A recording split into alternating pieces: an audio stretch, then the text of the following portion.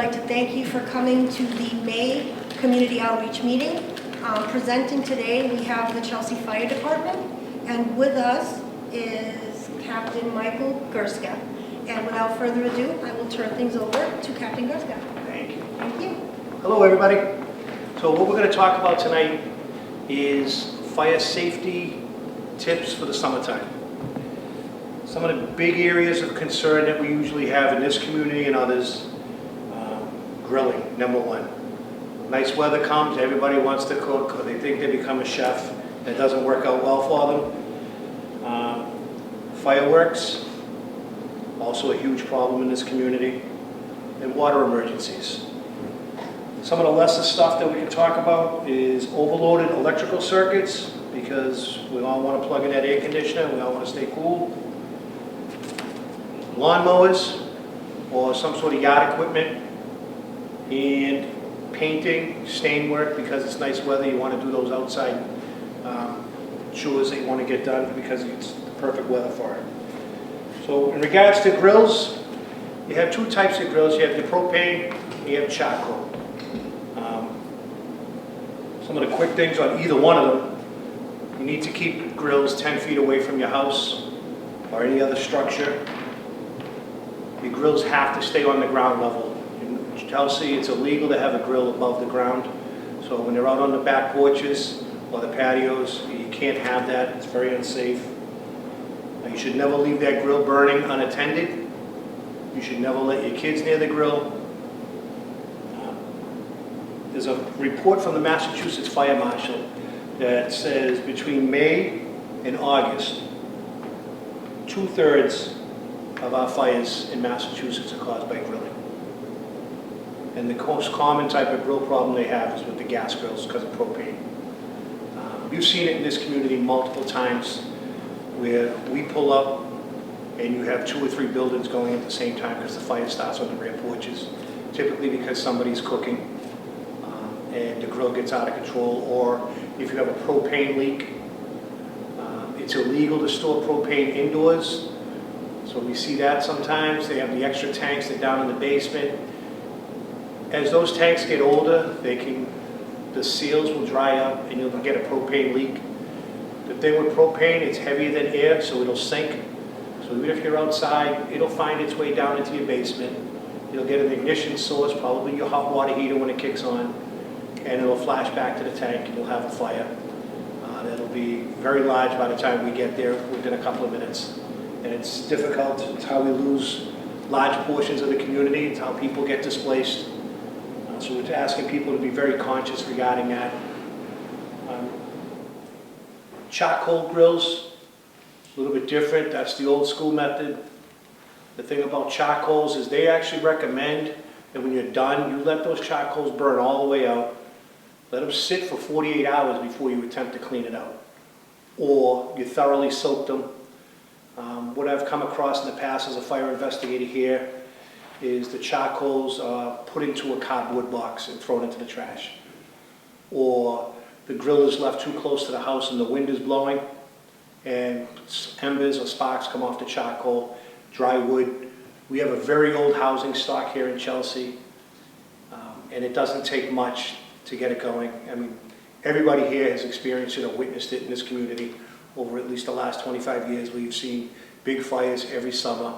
And it does a lot of damage to the community. You have families that are left without anything. And it's a tough recourse. If you think about it, in a second, you just lost everything you had. How do you recover? So one of those things that we just talk about, the gas grills, and you just really, really need to take care of it. You need to keep it away from the house. You need to keep it on the ground. You need to be safe with it. The other thing with charcoal is when the charcoal burns, it gives off carbon monoxide. So let's say it's a rainy day.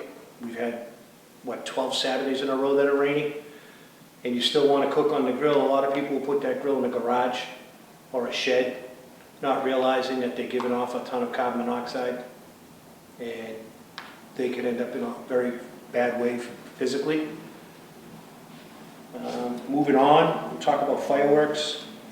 The easiest thing to say regarding fireworks is they're illegal in Massachusetts.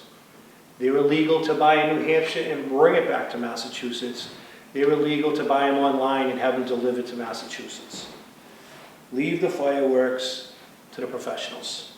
Let them take it, you can watch it.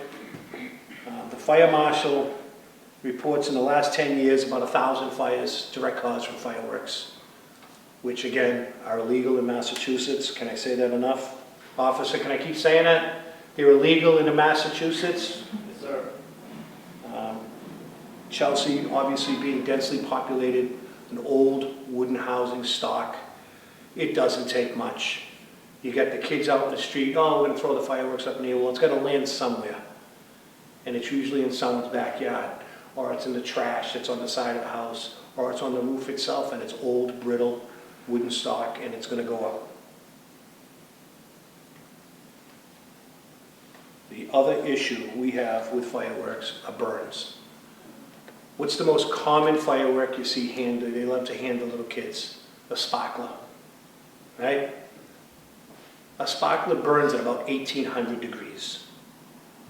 So the gear that I wear when I go into a burning building is rated to 1,800 degrees, meaning if this room flashed on fire, I would have 2 seconds to get out without suffering fatal burns. But we're handing that 1,800 degree sparkler to a child, and they're going to suffer traumatic burns to their hands because as it fires off, it's dropping the hot little embers on their hands. This is, again, fireworks are illegal. Go to Boston. They put on a great fireworks display over the harbor, over the Charles River. Go there, watch whatever you want, leave it over there, leave it to the professionals. Do not take them out in the street, in the backyard. Last year, I think on the 4th of July, Chelsea just went crazy with fireworks, and we were fortunate enough. We had 2 incidents where we caught a fire just in time before it took off on the back porches.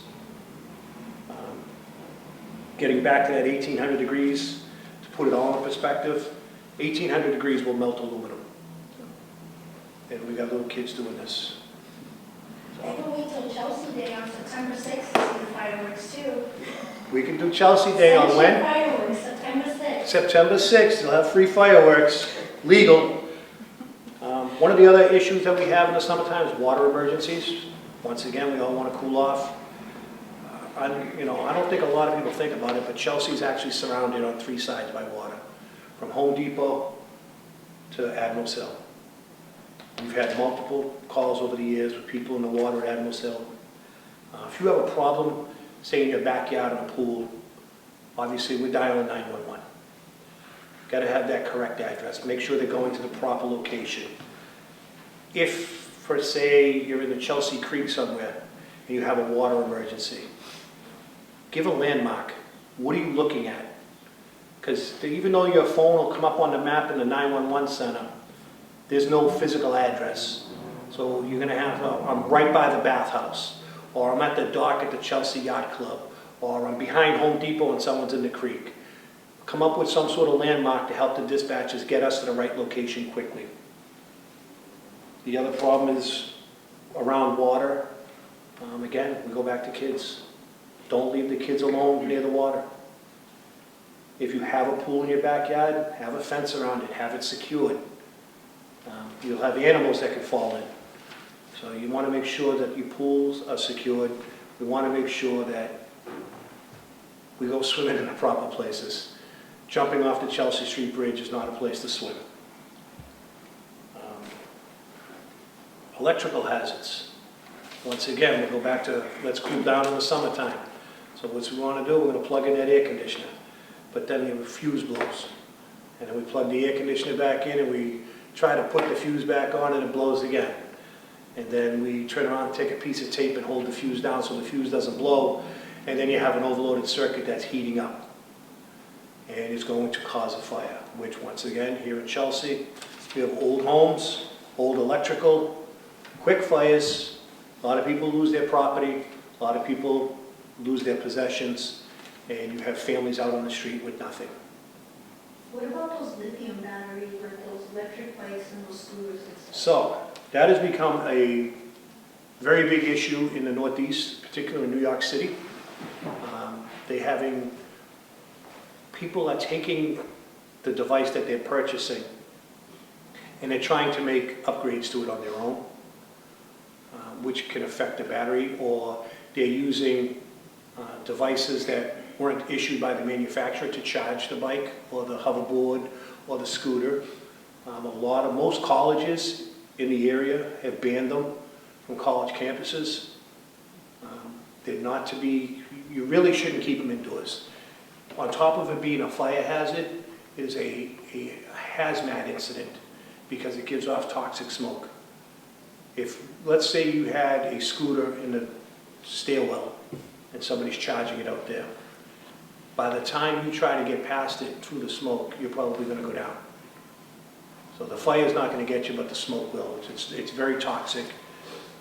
It's just something that I would love to see the city ordinance banning them from being charged inside an occupancy. Similar to like we have an ordinance where you can't have a motorcycle stored inside a house. It's not meant for that. The gasoline, it's a fire hazard. You'll see it come up more and more. Like I said, if you Google it, FDNY, lithium-ion batteries, there's 1,000,001 stories. And they've done a lot of studies on it, and a lot of the reactionary issues with it that fire departments are doing are basically coming from what New York has been doing. Moving on to outdoor projects because it's the beautiful weather, and all of a sudden we're going to become handymen. We're going to paint the deck, we're going to stain the deck. The first thing we do is we get rags. And those rags are soaked in solvents, paints, paint thinner, lacquer. And if you do not take care of those properly, you can have a fire. They can start their own fire. Spontaneous combustion is a real thing. It's happened at multiple fires in this community. So what you should be doing with those rags, laying them on a dry surface, let them dry out completely, because as they dry, they give off heat. So if they're in a ball, in a corner, or in a trash bag, as that's giving off heat, it's going to get to a point where it's going to ignite. Everything around it is going to take off. Back to being outside, lawnmowers. If you're using your lawnmower and it runs out of gas, let it cool down before you try to refill it with gas, because if you splash gasoline on a hot engine, it's going to flash on you. You're going to burn yourself. Or if you take the hot lawnmower and put it back in the garage or the shed, or you leave it on top of a pile of leaves or something, debris in the yard right near the house, that heat could ignite everything around you. So again, let it cool down before you put it away, let it cool down before you refuel it. There's just too many risks involved. The other way we can handle the rags, as they're drying out, you can turn around and soak them. The last place you want the rags or the clothes that you were wearing are in your dryer. Because on top of them giving off their own heat, when they're in the dryer is going to heat up. We've had quite a few fires in the city in the laundromats with people putting their work clothes that are soaked in solvents, grease, and oils, and they put them through the washing then in the dryers, and they just give off too much heat, and you get it with a fire. The other issue we have in this community, which I know has been addressed through the fire department, through emergency management, is people, children or adults that get lost. And I know we have a good program that we started where we're getting people almost like an Apple AirTag where we can track. We've had a couple of missing kids we found doing that. It's worked out very well. The other issue that you're going to want to worry about in the summertime is heat emergencies with people, heat stroke. We have a lot of elderly in the city. So if you can, you check in on your elderly neighbors, make sure they're okay, make sure they're cool, make sure they're hydrated. Again, any type of emergency, whether it's fire, something going on in the water, something with your neighbors or somebody's health, call 911. Get us going quickly. Give a good address, give a good location, and we'll respond. Any questions? Is baking soda still a good alternative for any type of a grease fire or a grill fire? Yes. So if you have a grease fire on your stove, if you can, shut off the flame. If you can, put a cover over it. When you're cooking with any type of grease or oils, you should have the cover that fits that pot. right next to you for that particular reason. You should not have the towel laying on the counter next to the stove too. You look like you're guilty. Yeah, we all are. And yeah, you should have that. Like I said, you need to feel comfortable with being able to shut off that flame. Remove the pan, cover it. If not, get up, call 911. First thing you should do, if you can't do that, you don't feel comfortable with that, you have a fire in your house, get out of the house. Because as quickly as you found it, it could turn bad. So if you get out, have a meeting place for everybody in the family, call 911.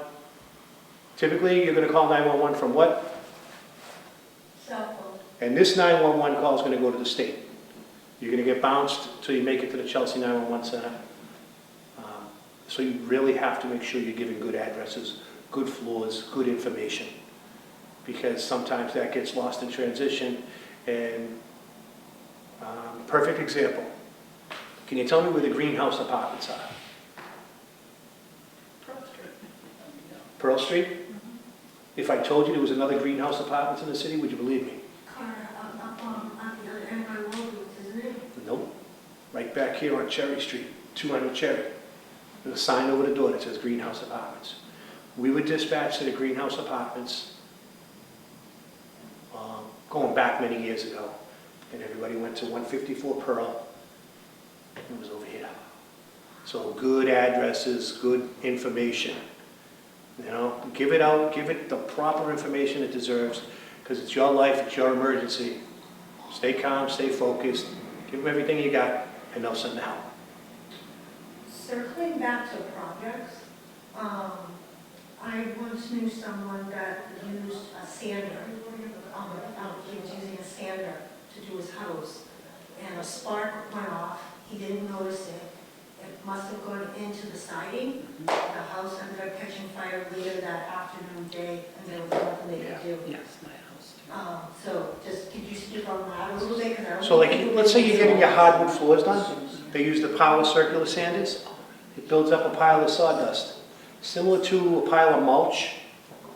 That'll heat itself up because it's off gassing.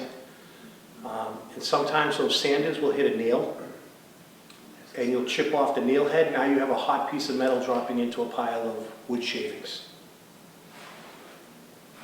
So I would suggest that if you're doing it yourself, be very careful. If you want to support the economy and hire a professional, make sure that they are licensed and insured.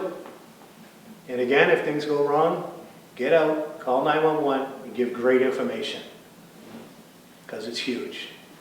Does the fire department have kind of a cheat sheet with things that you should do? That I remember growing up, we had something in our kitchen that we kept on the fridge that had the important numbers and some tips for what you can do. Yes, we do. It was handed out here last year. Great. We have an educational unit that goes into schools all the time. Yes.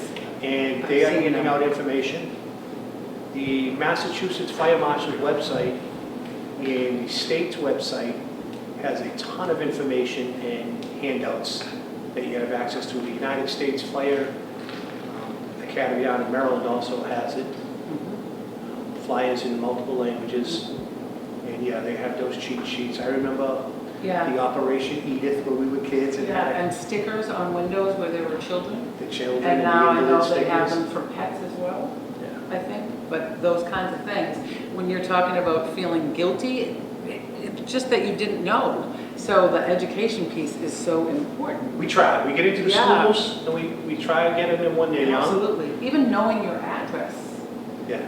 having a child know his or her address and phone number, and that's so important for these types of things. We've had calls. I'm We've got- sure. We've got incredible dispatches that have zeroed in on the background noise. Yep.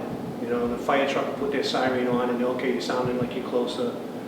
You know, you have a Yes. kid call 911 because mom and dad had a seizure or something and they can't make the call themselves. Yeah, I know they do an outstanding job here, having had to call them from downtown Yeah, many we've- times, just, I know we're starting to expand our educational program to obviously come here. Mhm.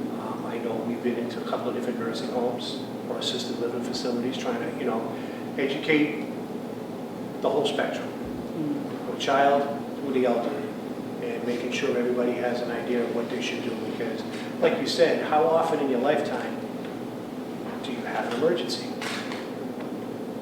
Hopefully never, but if you do, you want to make sure that you're calm, under control, but if that's your first emergency, it's pretty difficult to be calm and under control when one of your loved ones is in trouble or your house is on fire. Mhm. But like, again, I think, you know, the more information you give that dispatcher, it gets us to the right location quicker, Absolutely. and that can always have positive results. Yeah, it was very informative. Thank you.